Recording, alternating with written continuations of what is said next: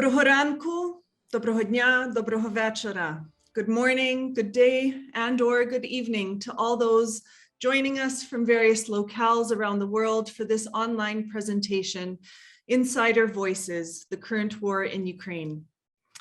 My name is Nadia Foti-Onishchuk, and I am the Interim Director of the Prairie Center for the Study of Ukrainian Heritage at St. Thomas More College, University of Saskatchewan, and the host of this event. Before I continue, I would like to take a moment to acknowledge that the PCUH and St. Thomas More College are on Treaty 6 territory and the homeland of the Métis. We pay our respect to the First Nation and Métis ancestors of this place and reaffirm our relationship with one another. A quick note, this event is being recorded as we've had requests for the recording to be posted for those who were unable to join us today. As we near our 25th year, the Prairie Center for the Study of Ukrainian Heritage is committed to our mission of promoting the advanced study of the many aspects of Ukrainian heritage, culture, and life, now more so than ever before. Our programs and projects continue to preserve and promote awareness and appreciation of the Ukrainian experience in Canada and abroad. As the anchor of the pioneering tradition of Ukrainian studies at the University of Saskatchewan, we proudly encourage and guide the work of undergraduate and graduate students interested in this area. Perhaps most importantly, we honor the Community University Partnership, which is at the heart of our work, and respect our position as an important link between the University of Saskatchewan, St. Thomas More College, and the Ukrainian Canadian community. I welcome you to this extraordinary online presentation, and thank you for attending. We are infinitely grateful for the safety and remarkable perseverance of our two presenters, our insider voices, despite the obvious dangerous circumstances that they find themselves in. If anthropology is the study of humanity, then there is great value in focusing the anthropological lens on human behavior in times of war in order to better understand what the human spirit is truly capable of. If the world has learned anything about Ukraine in the last several weeks, it is that this is a place full of resilient people who fiercely love their country. As we have seen in the reporting from the region, it is the personal stories, the human element itself, that truly connects us to this place and to its people. Documenting this experience becomes an invaluable resource for the benefit of scholars and students to learn from long into the future. Dr. Yulia Boyskich is a historian and sociocultural anthropologist affiliated with the Institute of History of Ukraine and the Kyiv-based Center for Applied Anthropology. She spent the 2019-2020 academic year at Penn State University as a Fulbright Scholar. Her research interests include lived religion in post-Soviet space, interconfessional relationships, memory and border studies, and Polish-Ukrainian shared history. Dr. Boyskich will speak about being within the war, everyday life on the home front in Kyiv and Khmelnytsky. One may imagine that there is nothing every day about living in the time of war, but surprisingly, Dr. Boyskich will show that the concept of routine takes on a whole new significance. Dr. Tina Polak is a member of the European Association of Social Anthropologists and a co-founder of the NGO Center for Applied Anthropology. For the last 4 years, she has worked as an applied anthropologist in non-commercial projects and as a business anthropologist for Ukrainian companies. Dr. Polak will speak about online reflections of the Russian invasion of Ukraine. Focusing on this component of everyday life, Dr. Polak will look at facets of online communication, which many of us in other parts of the world have been consuming and sharing as well. Following both presentations, there will be an opportunity to ask questions either live or through the chat box. Dr. Boyskich, I turn things over to you. Yeah, thank you very much for your introduction and mostly for your invitation and for the possibility to share our experiences, insights, and our voices here First, I want to say that today I will speak mostly from the perspective of reflexive anthropology and from the perspective of ethnography, because I will rely mostly of my own experiences, my mother's experiences, my friends' experiences, and so on in this unbearably difficult and, if I can say, drastically unusual situation as war. First, I will touch the concept of everyday and how do we feel every day within the circumstances of violence and war. And I will talk about my being in Kiev, which is my native city, for the first 9 days of war, then my living in Khmelnytsky for almost 3 weeks.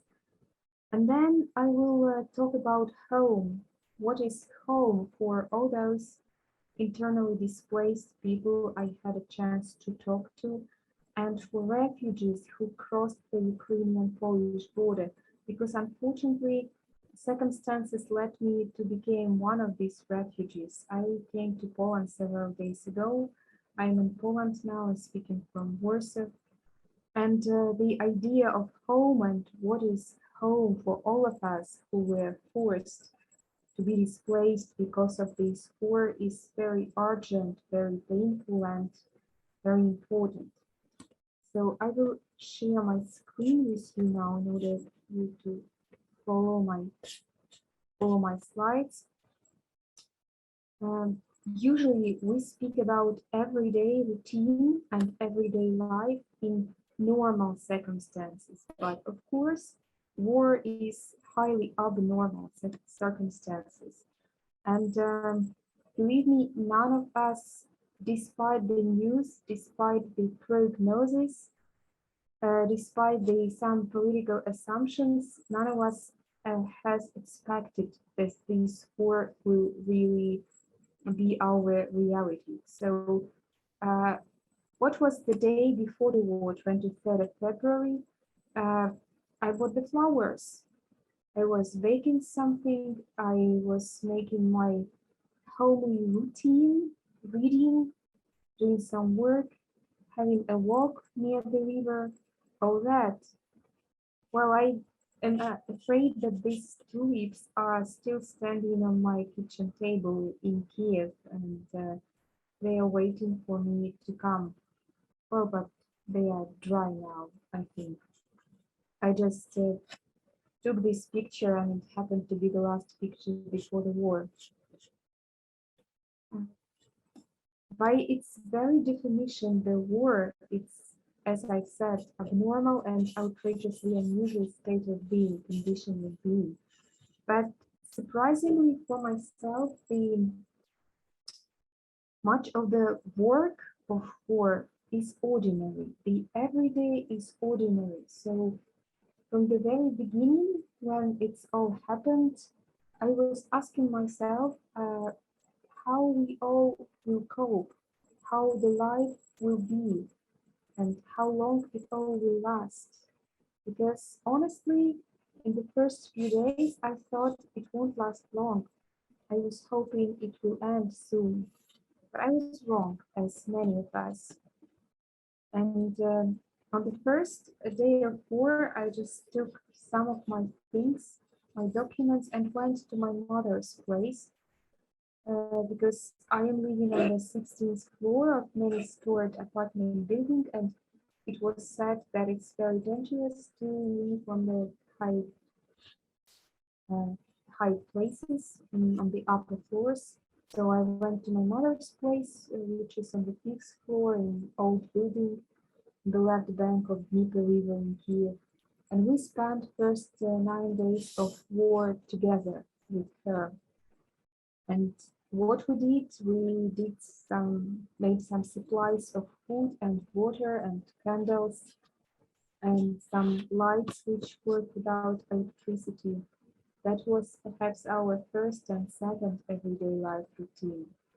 But even despite the explosions, despite the sounds of shelling and air alert sirens, this alarming system we did something we got used to do. We were cooking, um, doing some homely work, taking care of our cats, taking care of each other. We just couldn't work because our minds were occupied by news. But in order to be grounded, in order to not be scared too much, not to go mad because of war, I was making notes. And these notes actually saved my mind, I think, and helped me to be grounded. So these notes became a turning point of my anthropological observation because despite the fact that I was scared and I was lost and disoriented and I didn't know what to do, what comes next, I still felt that I'm a scholar and this is my duty to document events because unfortunately this is the way how the history is making. The history is always bloody. Well, we know it from the ancient history. So this is the history of my country in its making. And I remember even that I sent the manuscript of my book to my Polish colleague, saying, Magda, if I die, if something is happened with me, please save this manuscript for me because this is my 7 years of my work. I want it to be saved. So that was my first intention to do during these first days in Kiev. And but still, what shaped this everyday and shapes the everyday in this war? I've tried to define different categories of everyday. So first is definitely waiting, like this constant state of waiting for news, waiting for messages and calls from friends and colleagues, mostly from Ukraine, like just to know how they are, where they are, what is happening to their families, and waiting for some news posted on Facebook, other social media, on the internet.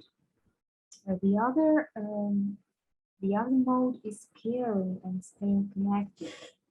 Uh, I think that during these months, I've been in touch again, even not only with my close friends, family friends, and colleagues, but also with people whom I met once or twice somewhere at the conference many years ago. And I was shocked and surprised very much that they found my email or found my profile on Facebook and were contacting me and asking, how are you? Where are you? Please come. That was overwhelming that, texting and calling and finding each other through the internet, like the whole world. And the question, how are you? Yakty in Ukrainian language, it still remains the most important question because like some of my colleagues are in the army now, my friends and colleagues, they are in the army. And of course, this is the first question I'm asking them in the morning, how are you? My mother stays in Kiev with our cat, and this is the first question I'm asking her every morning, every evening, before calling her. And it's very, very important. Um, Then the third, maintaining routine strategies of survival. That was something that occupied the minds of many people, especially in the first days and then first week of war, because definitely there was a panic and just some mechanisms of other experiences like grandmothers or mothers' experience. It just was very on time because people were making supplies of long-term goods like flour, like some forages, oil, sugar, salt, candles, water. And the same did we with my mother, but also our situation was somehow a little bit different because my grandmother, God bless her memory, passed on December 2021. She was 83 and she survived Second World War as a child in Kiev during Nazi occupation. She was that person from that generation who was making supplies all the time for the Black Day. And when she passed in December, we found a lot of supplies of all that goods I named in her kitchen, everywhere, in her room, also everywhere. So when the war started on 24th of February, my mother was sort of astonished and talked to me, you know, your granny was right. That Black Day actually came, so we have all these her supplies at home, thanks to her. Although we were also thanking that she passed early and she doesn't witness the war in Kiev again. Also, the other thing that helped many people to cope was adjusting home space for war, because people were reading many things how to ensure safety at home. Unfortunately, it didn't help much when the bombing came or shelling by missiles. But still, at least adjusting your living space for the new circumstances helped you to think that at least I'm doing something. At least I'm making some arrangements at home and I will be safe. It's sort of a self-calming strategy, but it worked. Like covering windows with thick paper and books and putting these crosses from paper and windows as it was during Second World War, all that, and making some supplies in the corridor because we were hiding in corridor during the air alert events and during the sounds of shelling. The fourth one is coping with fear and the feeling of being useless, feeling guilt for not doing more. I think that was thing that came after the first week of war, when people sort of were adjusting for the new circumstances and were wanting very much to do more, to volunteer, to help others, to do something, just not to sit at home. And just people were engaged in mutual help very much that I observed on our neighbors, on ourselves, on just many people whom I met during that time. First in Kiev, then in Khmelnytsky, where I was engaged in volunteering on the railway station. Just many people were coming and asking what I can do. Please involve me. I want to be engaged.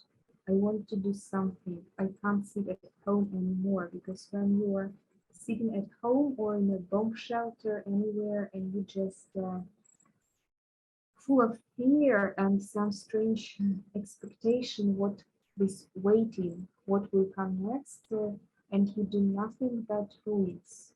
I felt it as well. So that was the moment of coping with fear. Another thing is female solidarity. That also part of every day. Starting from Kiev, like second day of war, I could observe many women who were just organizing themselves from the grassroots to help the other women, to help the elderly neighbors, to just help. And near my mother's flat, our place of living, the volunteer point was organized. It was run by women who were collecting some food, first and foremost cat and dog's food, and also some supplies, but some medicine and clothes and all that. And actually we ensured food for our cat through this volunteer point. And then in Khmelnytsky, I observed for almost 3 weeks these women who were organizing bomb shelters who wanted to stay there because like bomb shelters, sort of bomb shelters, because people were mostly hiding from during air alert events in the basements of old houses for shortly built in late 50s, early 60s, and of course the basements of these old houses or even schools or even kindergartens, they were not prepared for the war. There were just some old pipes and that's all. And women, we are making these places clear, bringing there some old couches, armchairs, blankets, pillows, food supplies, all that. And making these places maybe less scary for children who were hiding there with their parents. Also at Khmelnytsky railway station, um, I should say that Khmelnytsky is not a big city. It's 250,000 of population. And nowadays there are almost 200,000 of internally displaced people in Khmelnytska Oblast, and most of them are residing temporarily in Khmelnytsky. So railway station was that a point where all these people were for the first time of their arrival. And in the last several weeks, Khmelnytsky was accepting from 30 to 40 trains from northern, southern, and eastern Ukraine. So you can imagine thousands of women with children were there. And of course, they all needed help, and mostly female again, because people were cooking and bringing food on the railway station, supporting, sitting with somebody other's children, and even bringing ready carriages to the station because, of course, many women they couldn't have this body carriage to the evacuation train because of lack of place. The last thing which I personally observed during the everyday life is the importance of gratitude because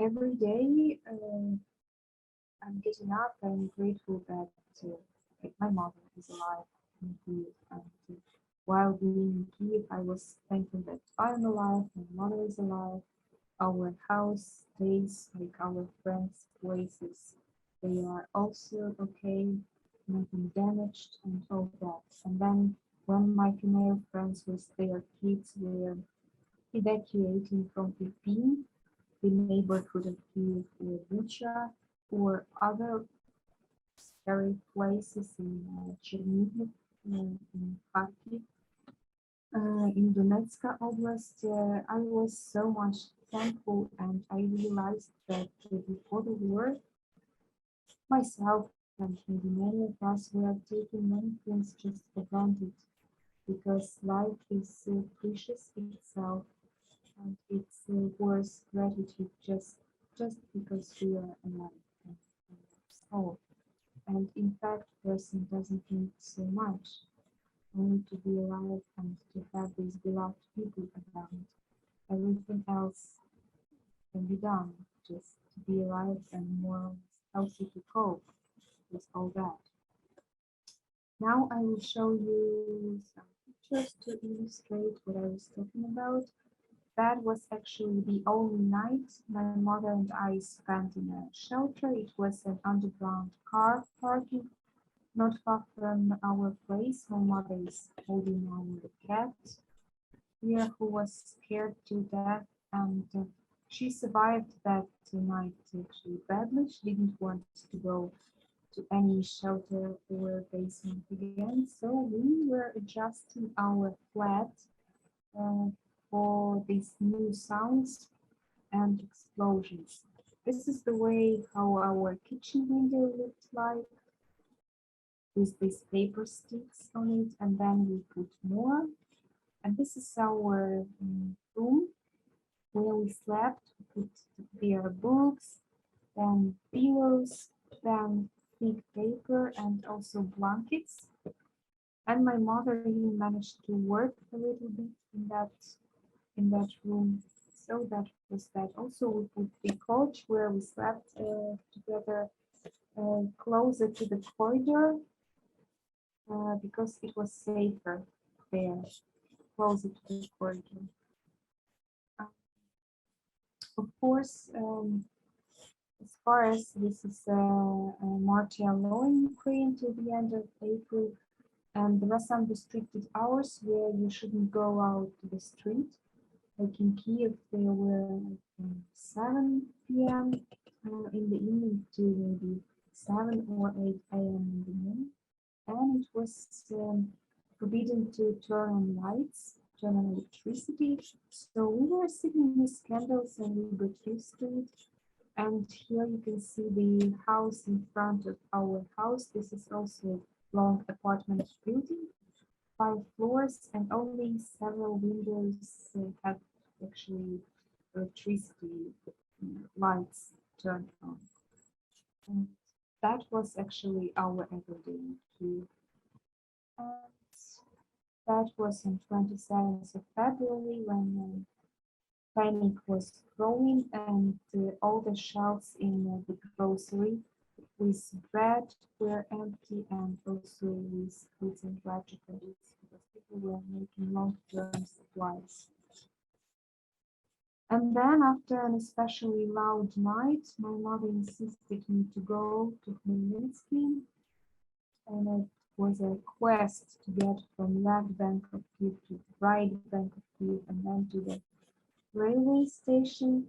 And here at the railway station, I witnessed an enormous exodus of people, mainly women and children, but also grandparents with children, also other Chinese people, Korean people, students from India, students from Pakistan, all of them who were trying to escape to go somewhere.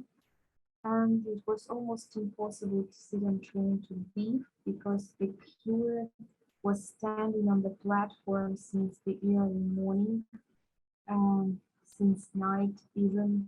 So I took train to Khmelnytsky where also many people, but they were not standing from night or early morning, and men were not allowed to enter this evacuation train. Maybe only grandparents, like old men who were accompanying their grandchildren, but mainly women with kids were allowed to enter these coaches.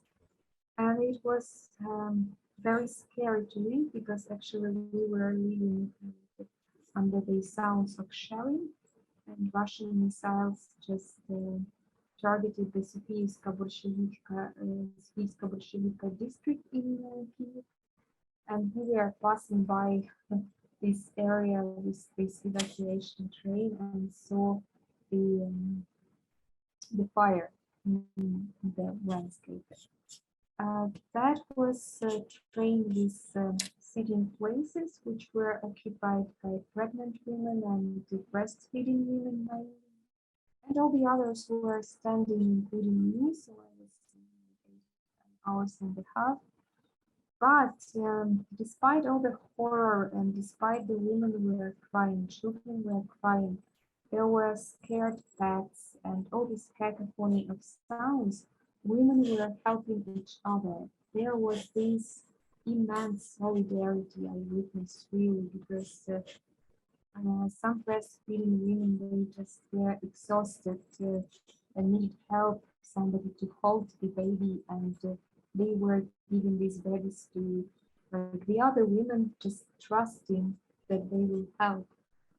And that was something very, very caring and very amazing, if I can use this adjective actually regarding these circumstances. But then I realized that as far as until we are helping each other so much and so deeply, so we are not strangers anymore to each other, and we will win someday, because this is like not only solidarity, but some kind of platonic or biblical love for me, just love to other humans. And with the desire to help.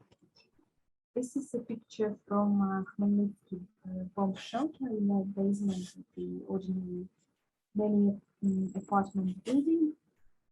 And that was actually the process when women were coming and adjusting this old basement for more or less not comfortable, but at least space where people could bring their children. Because the Starokonstantinov airport, 40 kilometers from Khmelnytsky, was bombed these days, and people were scared and expecting some bombing in Khmelnytsky as well. So they were just moving to these basements for night, because especially at night the air powered sirens were quite often. This is the way how my space looked like where I lived. I lived at friend's place temporarily, and my host family and I were baking also some pies, some purishki, and bringing them to the railway station in Khmelnytsky, where the internally displaced people were staying for some time, just to give them some hot baking and to help at least that way. So these big words, I think I don't need to translate this one. Русский солдат и Dima, and this was a very good initiative that children in Khmelnytska Oblast in kindergartens and schools were drawing how they perceive the situation, actually, what is their image of the current situation. And that was the image one girl was painting, and what she wrote: I want peace and clear sky in Ukraine. Nastya, 9 years old. This is the initiative children of Khmelnytskina are against war. I was passing by these reports quite often. And during my being in Khmelnytsky, and then during my moving in another 2 evacuation trains to Poland, I was hearing multiple stories from women who were forced to leave their maybe elderly parents, their husbands, their brothers, their friends, and constant places of living, and took their kids to the foreign country. So in Lviv, it was again quite scary, because there is a long queue at the Lviv railway station, one long queue to the trains to Poland. There are 3 directions: Kraków, Przemysl, Helm, and people were just standing in one queue just to get anywhere they could, because these trains were going one by one from one platform. And most of the people were going into nothing, with no friends in Poland or in Europe, with no connections, no knowledge of foreign languages. And for me, that would be just impossible. Well, I know languages at least, and I was always thinking that knowledge of languages will save me whenever I will go, because it will help me maybe to earn money, to adjust, to find a place for living, register, and so on. But these women were just saving their kids, saving themselves, and going to the unknown and hoping to come back home. And of course, they couldn't take a lot on the evacuation train, because the space is quite limited and bulky, and it's impossible to get there with a big backpack or a trolley bag or whatever. So only some documents, some important things, and one change of underwear, and that's all. And the common thing for those women, for their stories, and me now as well, that home is inside of us, something here in our heart. But what makes home to be home is people mostly, is family members and friends, some who we leave behind at home in Ukraine, in our big home. And the other thing is material things, because we all have something connected with our home. And for me, books, my father's library. My father has also passed, he passed 2 years ago, and I live at his place nowadays in Kiev, and I have this huge library. So this is my home. I mean, favorite clothes, everything. Some cups, something that my kitchen book of recipes my great grandmother gave me when I was a girl. All that.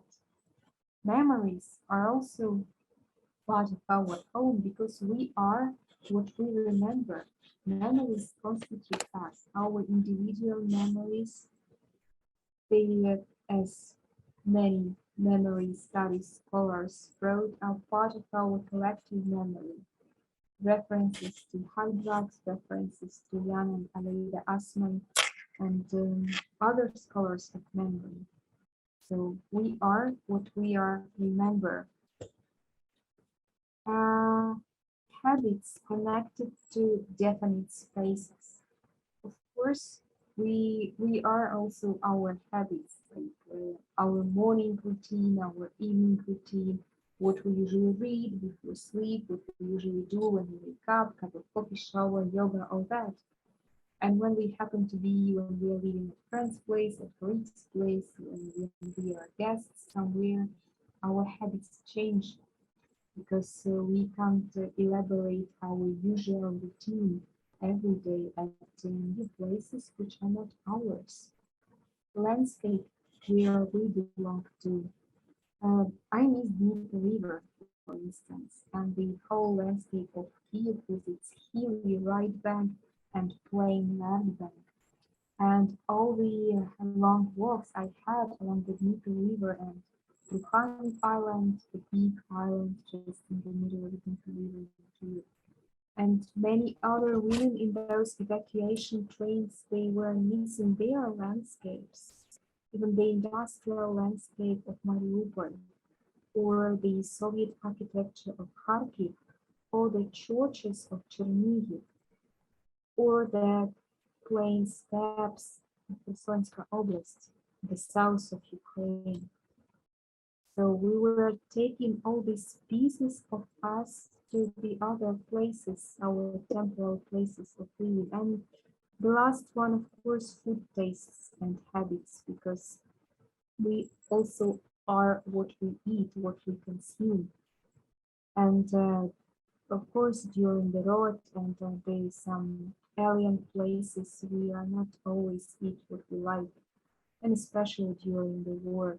So there are some things that people in transition miss. And the last slide will be the picture, which is very personal, but I wanted to show what things from my home I was able to take with me, because I also had this small backpack on me.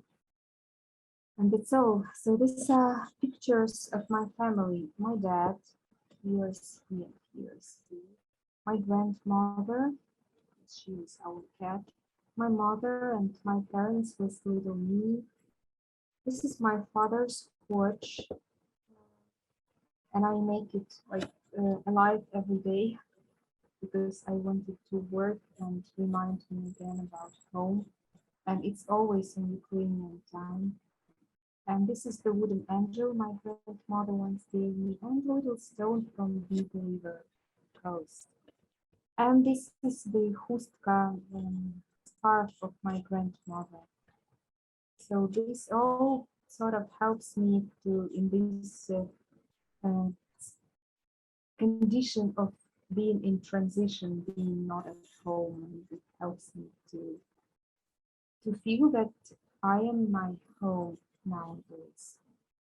Something like that. Well, I'm finishing here, and I want to thank you for your attention, for coming, waiting for your questions and for discussion. Thank you.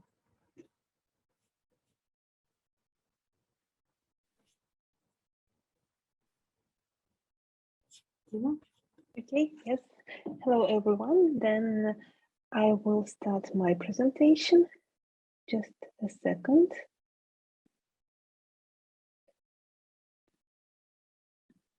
Sorry.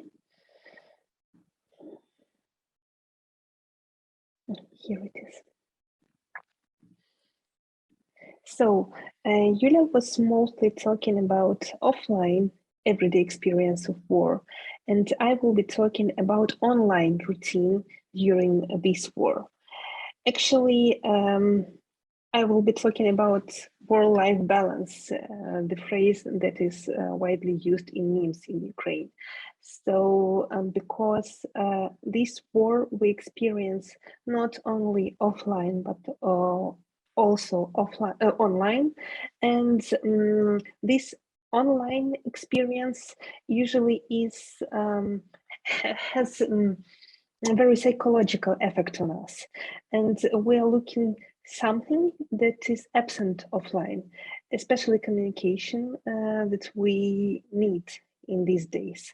So I will be talking about communication in messengers, communication in social media, and about humor during the war, and that could be seen in different memes that are shared in social media and in different messengers. So when we're talking about messengers during the war, we're talking about in-group communication and out-group communication. When I say in-group communication, I mean so our friends, relatives, family, neighborhood chats, parents chats, and so on. And when I'm talking about out-group communication, I'm talking about relatives in Russia or people who support Russia. And this communication is quite different, you will see it. So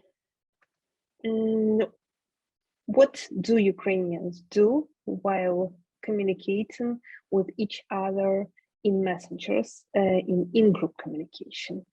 People care about each other, people reflect what is going on really, people get some information, and people show their solidarity. And I will talk about every of these things. And all the pictures that you will see in my presentation are real pictures from different chats of my friends and the friends of my friends. It is their communication with relatives, with their friends, with their colleagues. Maybe some of you could read in Ukrainian, you will see it, but for most of you, I will try to translate. So first of all, when people are communicating with each other in messengers during the war, first of all, they care about each other.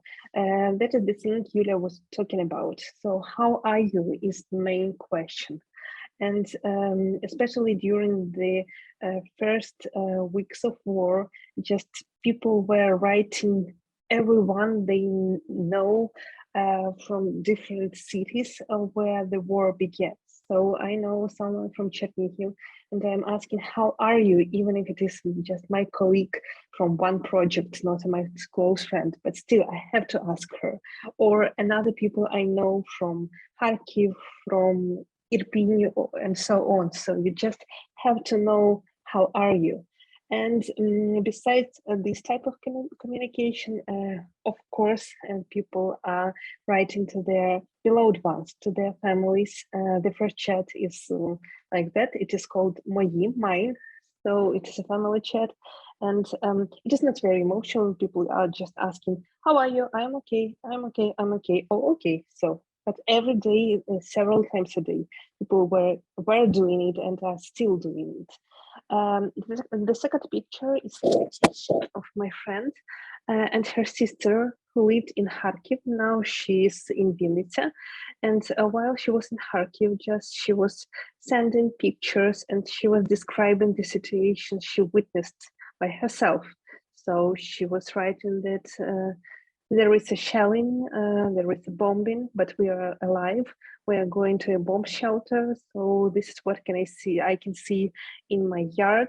So they are near us. And this communication is really like online all the time, so you can witness what is happening everywhere. And the third slide is the chat with colleagues, and every morning they just write each other, how are you, what is going on? So I am at home, we just came from the bomb shelling, so we moved to Zakarpattia, to the region in the west. So what is going on? We are in the bomb shelling, and so on and so on. And in these chats, while caring, people show their love, show their support, show their solidarity. They comparison together, they listen to each other, they anger together, and they show their emotions. Here are several more chats. So in one picture, you can see the story that of a girl who is really crying, and she can't accept this information, and she misses her friends so much. So in another chat, it is communication between a husband who is in territorial defense in Kiev and his wife, who is in Lviv now. And she was writing to him from the bomb shelling, and he was asking, oh, really, do you have Wi-Fi there? She told, yes, it is in the center, so we do have Wi-Fi in our bomb shelling.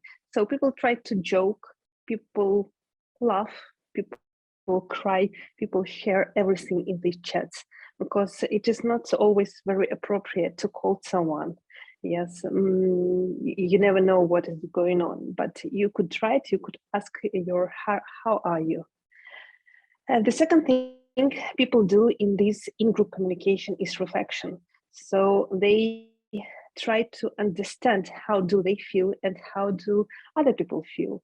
And they try to understand what is happening, how could it happen, who is responsible for that, when it will be over. So in the family chats, in just chats with friends, in chats with colleagues. So they're sharing their thoughts. So, for example, one man was writing, "I could never think Russia could do this. It is very strange. I couldn't think about it." So, or some discussing about politics in Ukraine. So, who is guilty, who is not guilty, who is doing things right and who is not, and so on. And the emotions you could see in these chats are mostly about anger, not fear, not anxiety, but anger.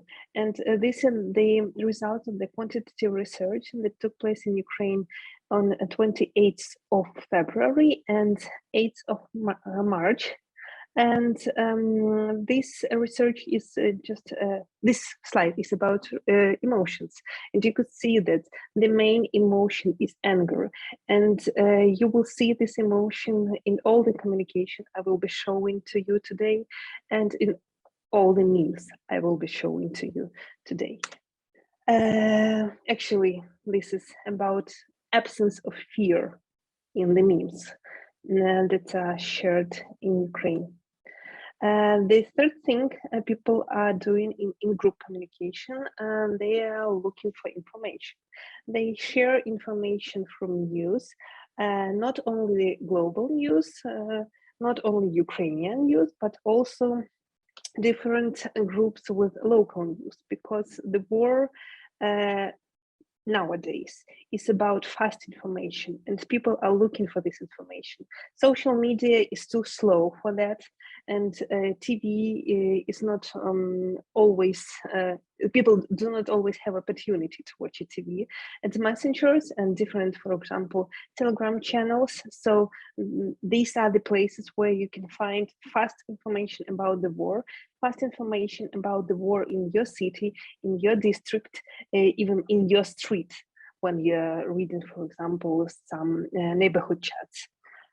And this information also includes different experts' predictions. So when the war will be over, when will Russians stop, and so on. This information includes a lot of rumors that are shared very, very fast in different cities. For example, on the right slide, you can read an information that someone could call you today, don't answer because these calls help Russians to find your geolocation and shoot at you, for example. So these type of rumors were really widespread. And this information is also about like a reportage. What is happening in your town? On the second slide, you can, on the second picture, you can see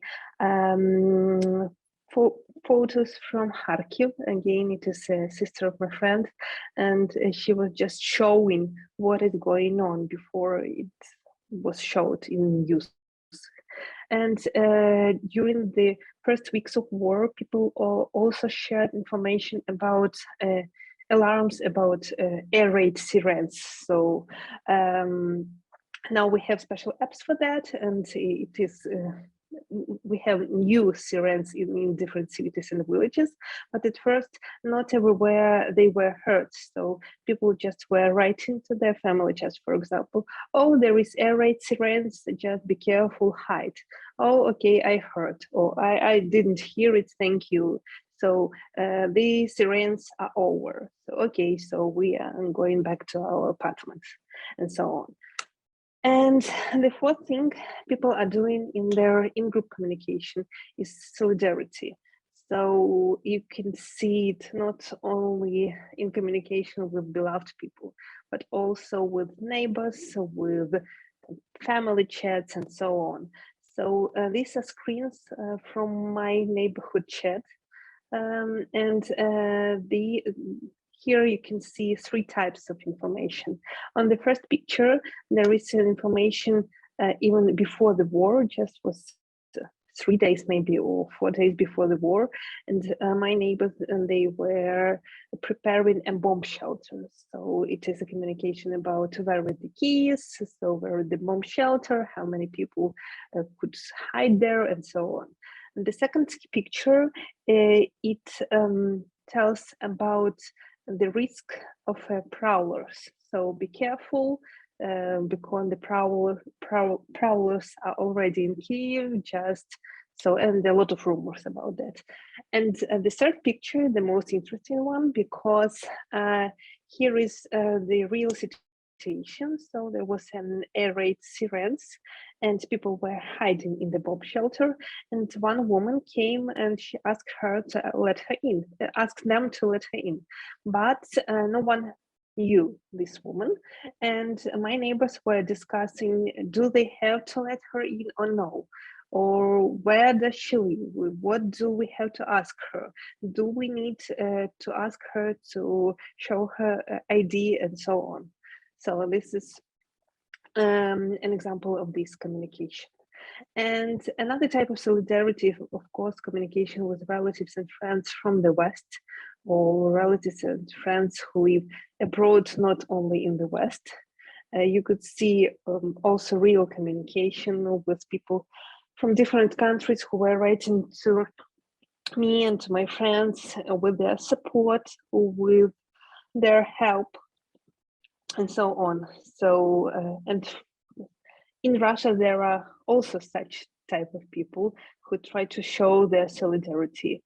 And it is not, I didn't put this in the slide, but in this communication there, you can feel a lot of guilt from them also. And when we're talking about outgroup communication, it is mostly about communication with people who support Russia. And many Ukrainians find out from the first day of war that their relatives who started from caring about them, so they were also asking, how are you? But then when they heard that, so we are hiding, we are in the bomb shelter, so our cities are bombed, then these relatives, and they kept saying that no, it couldn't be Russian army. It is Ukrainians just bombing their cities. And this communication in one case is just stopped. In other cases, it became like holy wars and like a big discussion about who is guilty, and different people, they try to show different proofs of it.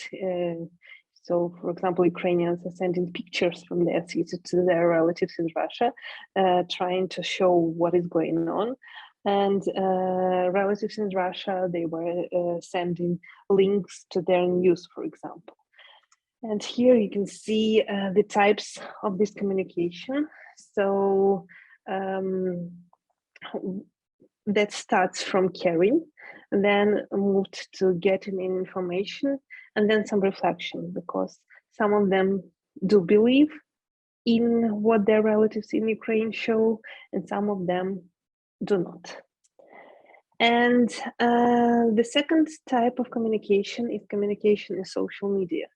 And sometimes it really became, for a lot of people, like therapy. People show their love and show their hate online. They share their emotions with known and unknown people, and that helps. But in different social media, the communication is really different. I will talk only about three of them, maybe the most popular in Ukraine.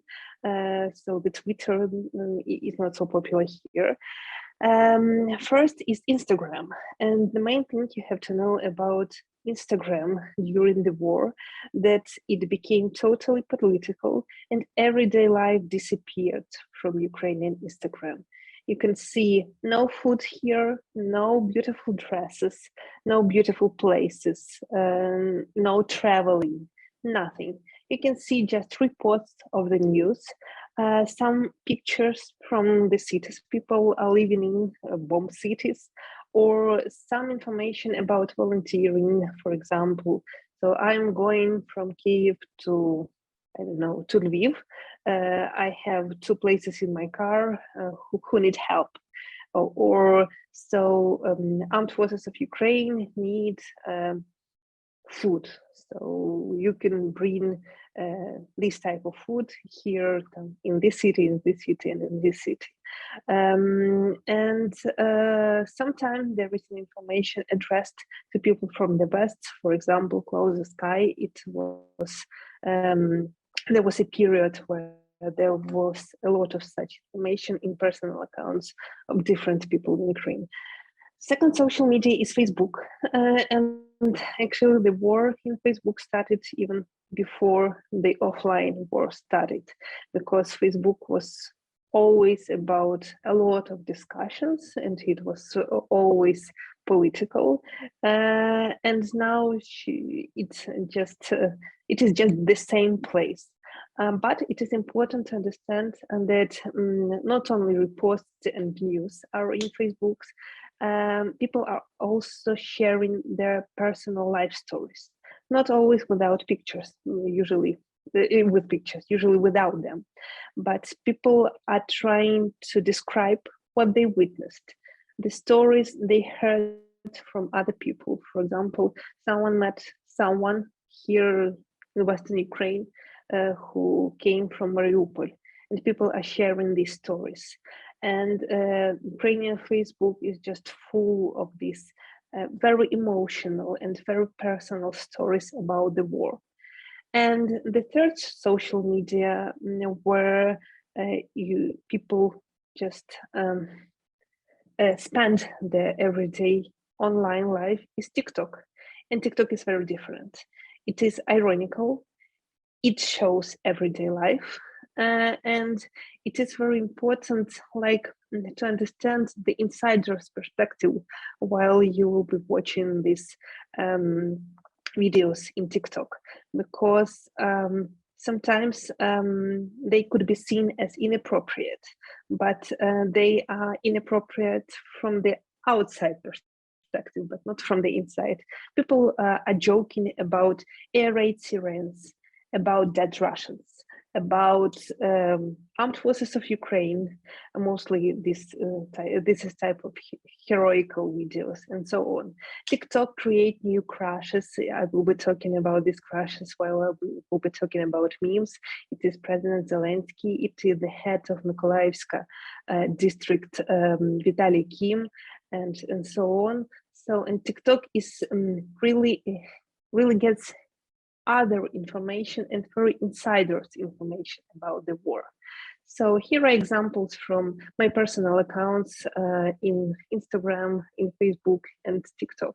The first one, it shows just someone reposts of the picture of destroyed bridge in Irpin. It is near the Kiev.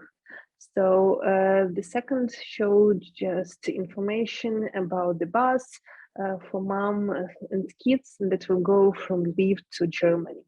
Just people are making reposts of this information. And the third one is showing just a preview of some video about the third week of war and some ironical video about spending time with your family every day, all the time in the closed apartment. And the third part of my presentation is war in memes. So I will try to describe what Ukrainians are laughing about, and I will try to answer why they are laughing at these things. But first of all, I had to notice that all these memes, and actually all the information about the war that you could see in social media, in different personal accounts, it is bias. Yes, we live in a black and white world. We know who is our enemy and we know who is our hero. There is no place for a gray color. And in this biased world, Ukrainians and Russians are completely different. And you could feel a lot of dehumanization of Russians because they are an enemy. So, and this could be seen in all these memes. But first, numbers again. So this is the same quantitative research from the beginning of March. And the red line in the left, it shows how Ukrainian attitude to Russian Federation. Yes, it is getting worse. And the yellow and orange lines, they show who is guilty in the war. And 40% think that it is head of Russian Federation, but 49% think that everybody in Russia is guilty. So not only head of the country, but also people who live there. And at the same time, when you will see information about support of the president in the left, you could see the great support, 88%, and the support of the armed forces of Ukraine, you will see even 91%. So people do believe in Ukrainian armed forces. And this information is really reflect in all the means Ukrainians create. So first of all, Ukrainians and Russians are completely different in all the memes. Yes, you can see the Ukrainian who stop a tank alone and Russians who are running from one policeman, just hundreds of Russians.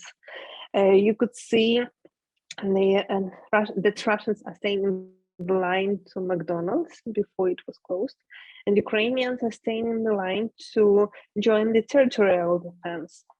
Ukrainians are saving their children, and Russians just robbing their houses.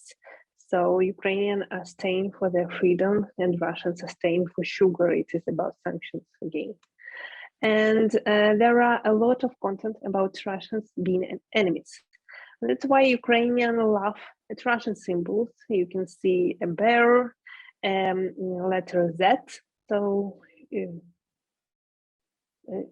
like an element of a toilet, and you can see a famous phrase that the country that has a chicken on its emblem can't fight the country that had a spoon on its emblem, and so on.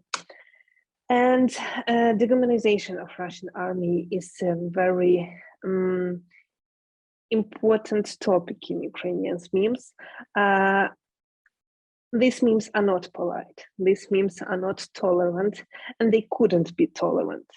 And I try not to show you the most rude one, but you can feel what Ukrainians mean when they are doing these memes. The left one, it is quite understandable. And here in the top, you can see orcs from the Lord of Rings, and that are saying that. In Ukraine, a lot of people, they're saying orcs to Russians. And in this meme, orcs are saying, please stop comparing us to Russians because we feel uncomfortable because of it. And on the bottom, there are two more memes. So, for example, that Russians soldiers have professional burnout, and this means like burning Russians in their tanks and so on. And Ukraine are laughing at Russian leaders, at Lavrov, Minister of Foreign Affairs, at Putin, of course, and there are a lot of memes with Putin and Lenin lying in the mausoleum in Kremlin, and so on. And maybe one of the symbols of this war is a story about Russian warship. It is from the first day of war, when there was a situation when Ukrainian soldier just said to people from Russian warship to go fuck themselves. And this phrase is like a symbol of this war. And there are a lot of pictures everywhere in every city about this Russian warship. Some memes, so Russian warship, did you do this already? Are you there yet? And so on. And a lot of memes include also situation in Chornobaivka. Chornobaivka is an airfield near a small village in Kherson Oblast. And if I am right, 12 times Russians were fired there. But they come here again and again and again. And there are a lot of memes about them coming to Chornobaivka again. For example, Chornobaivka Reload, like in Matrix, or like in People in Black, that they just lost their memory, or like butterflies who come to the light, and or like in other famous meme. So a lot of memes were dedicated to sanctions. For example, on the left, the latest Apple Watch in Russia, because Apple do not sell their products here anymore. About McDonald's that is closed. For example, that McDonald's is closed in Russia because even the potato wouldn't be free there, and so on. And a lot of phallic symbols about Putin, about Ukrainian witches doing something bad for Russian tanks and Russian soldiers. And you could compare these memes with the phallic symbols in the memes dedicated to Ukrainian army. I will show them later. So in the memes about Ukrainians, of course, Ukrainians are described as heroes. And there are a huge number of memes that show the heroism of armed forces of Ukraine, of territorial defense, and of civilians who also fight with the Russians. For example, situation about a Russian tank that was just stolen by Ukrainian farmers. About on the right, on the top. So that Zelensky armed forces and territorial defense are trying to just to hold civilians, not for them not to fight Russians. The central meme shows like a communication between different superheroes. So Marvel, is this your heroes or DC heroes? Oh no, we are Ukrainian heroes. Or a lot of memes about COVID-19. Armed forces of Ukraine are fighting so hard that even COVID-19 disappeared from Ukraine. And Other heroes are volunteers, of course, and there are a lot of memes about the volunteers who could bring anything you need, even a dinosaur. If armed forces of Ukraine need a dinosaur, in an hour there will be a dinosaur. And the joke that mom is writing to her daughter. So our volunteers could find everything. Maybe they could find you a good husband, and this type of humor. And in these memes and in TikTok and in different social media, you could see maybe 4 main new crushes of Ukrainian girls. On the left, there is a picture about a famous pilot who works near Kiev and who just is shooting Russian planes. And he is called the ghost of the Kiev. And the joke is, so please imagine that in Ukraine, somewhere is a person for whom the ghost of the Kiev is really the son of mom's friend. So in the central picture, of course, shows President Zelensky, and you can see that the boy is more interested in Zelensky than in his almost naked girlfriend.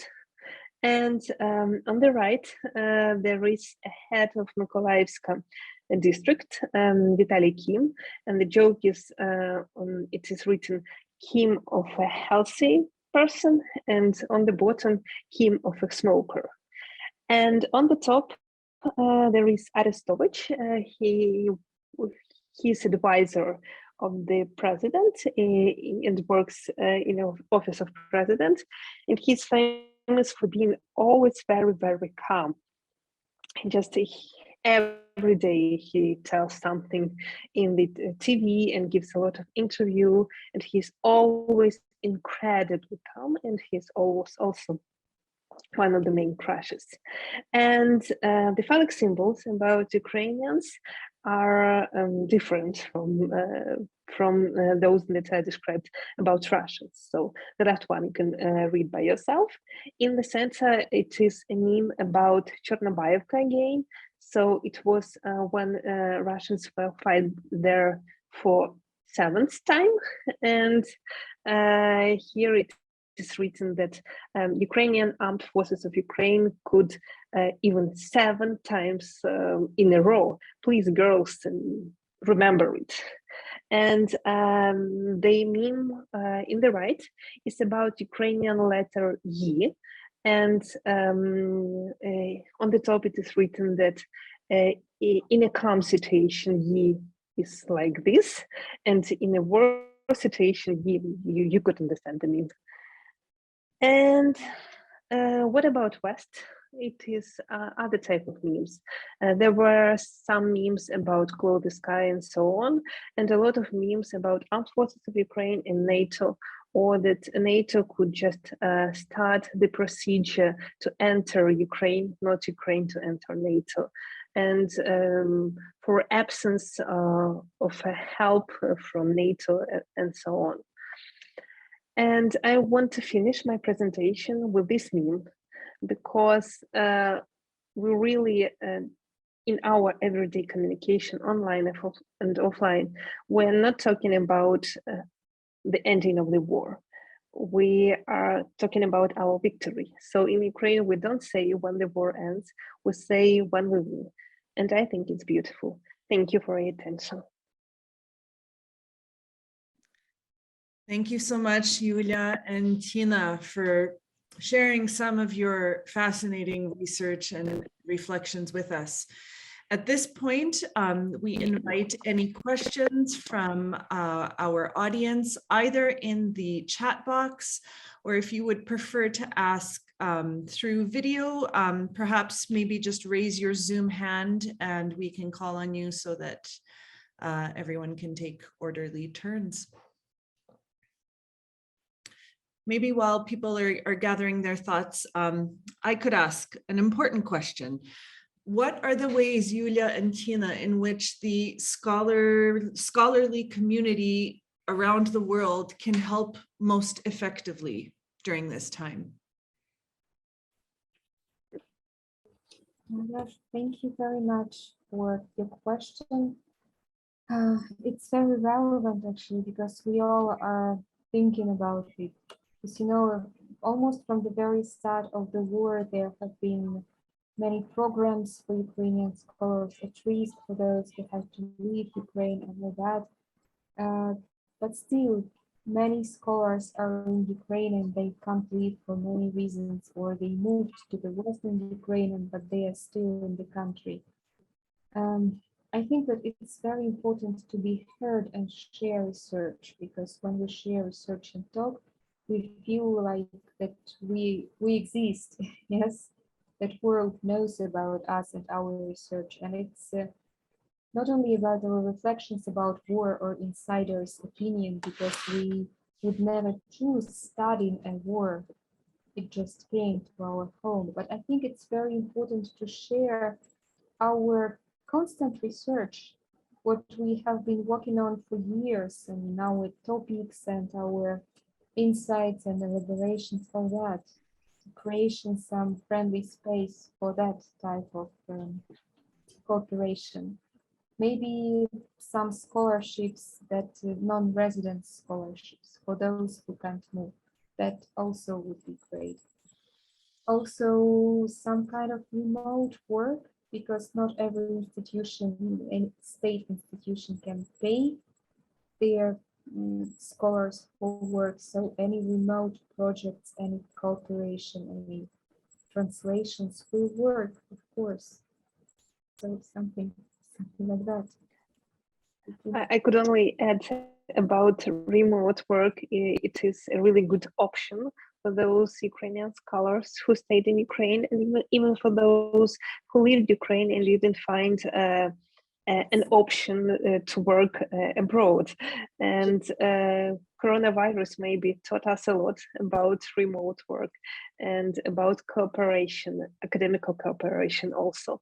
And there is a good option for those people, for those Western scholars who try to reflect and try to write about Ukraine right now, because in this situation, cooperation with local scholars could add some context and could add some not theoretical information, but valuable information from the everyday life. And it could make sense, and it could make a really good cooperation for the future papers and future books and future information about war in Ukraine. Agreed. Agreed. We have a hand up. Michelle, please go ahead. Yeah, so wonderful presentation. I guess you should be commended, I guess, for the work you are doing. And I'm wondering whether there is a role also to be played, in a sense now, for scholars to let people know what is actually happening in Russia. And I'll give a personal anecdote. A couple of years ago, I had an article that was kind of refused because it was judged to be too Russophobic, because it was pointing out that you have an extreme Russian nationalism that was very homophobic, referring to Gayropa, that really was quite extreme, that in a sense quite xenophobic. And sadly, that extreme Russian nationalism has become the norm. It has become the standard in what I'm seeing in Russia. So for many years, there has been kind of a reluctance or this desire to not really look closely at what was happening, which has played out, as we see, I guess, in a very vile and vicious war that, I guess, that is happening. So, and I see now, I guess, a lot of Ukrainians, I guess, are translating the captured recordings of Russian soldiers calling back home, recounting rapes and recounting killings and, I guess, and stealing, etc. So is there kind of the double role that needs to be played to not only say what is happening in Ukraine, but also say, listen, this is what is happening over there as well, and how we came to this and how we make sure that it doesn't happen again?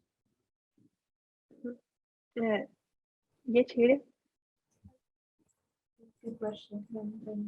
So thank you for your question, Michelle, and nice to meet you. And maybe it is a little bit too hard in anthropological perspective, yes, because you have to do some kind of a research with the Russians. And for Ukrainian scholars, it is emotionally hard, and it is, in any case, it is hard, yes, because we just don't want to communicate with them at all and don't want to study them at all. But it really makes sense in a long-term perspective, but maybe a little bit later when the war will be over, when we win, and when we all will come down a little bit. Well, I would add even not for our generation, maybe for the next generation, really, because I still have some colleagues in Russia, anthropologists, with whom I still maintain some kind of good neutral relationship because they protest. They all, several people who live in St. Petersburg, they go and protest, and they did it since 2014. So I appreciate this very much because they feel sort of obliged to write me that they go and protest for me not to consider them to be like traitors or guilty in this war. But these several persons, they still wrote me that they feel this collective guilt because they were beyond the politics or whatever, and they were silent and many of these things. But in that particular way, well, I still maintain this neutral relationship, sort of friendly with them, but all the others, well, I very much doubt.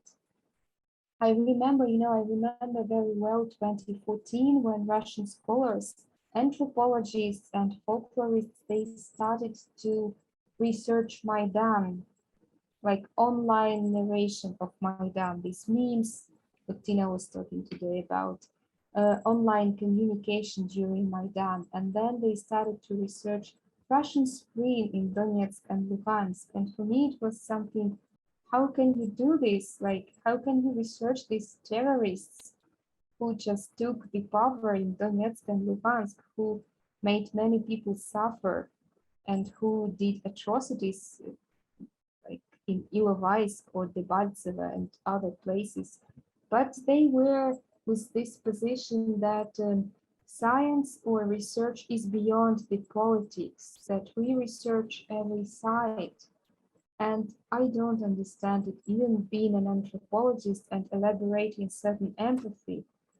Well, I don't have distance for this because Ukraine is my native country and I live there. So I even don't think that my generation, like mid 30s, will be capable to do some research. Maybe someone who will be younger, let's say so.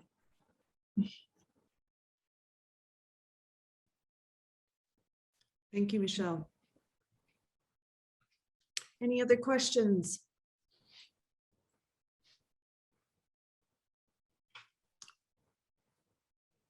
I actually have another question if people are still perhaps gathering their thoughts. Tina and Yulia, do you have any thoughts to share about evidence in a shift of Ukrainian identity or identification with Ukrainianness as you've seen in everyday life? There was a research maybe a week ago or several days ago about Russian language in Ukraine.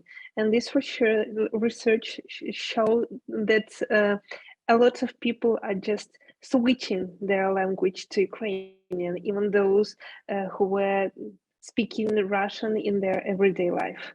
Yes, and it was a part of the speech of the president several days ago, also the results of this research. And this is one of the shifts that is going out, that is happening now. But we really don't have a lot of information because there is not opportunity to make researches now and a lot of quantitative researches now. But I think that obviously, yeah, the war influence on it, and those people who had some kind of a ambivalent attitude to Russia now have a very common opinion about this country. Well, what I want to say is that, again, going back to 2014, Maidan annexation of Crimea and start of the war,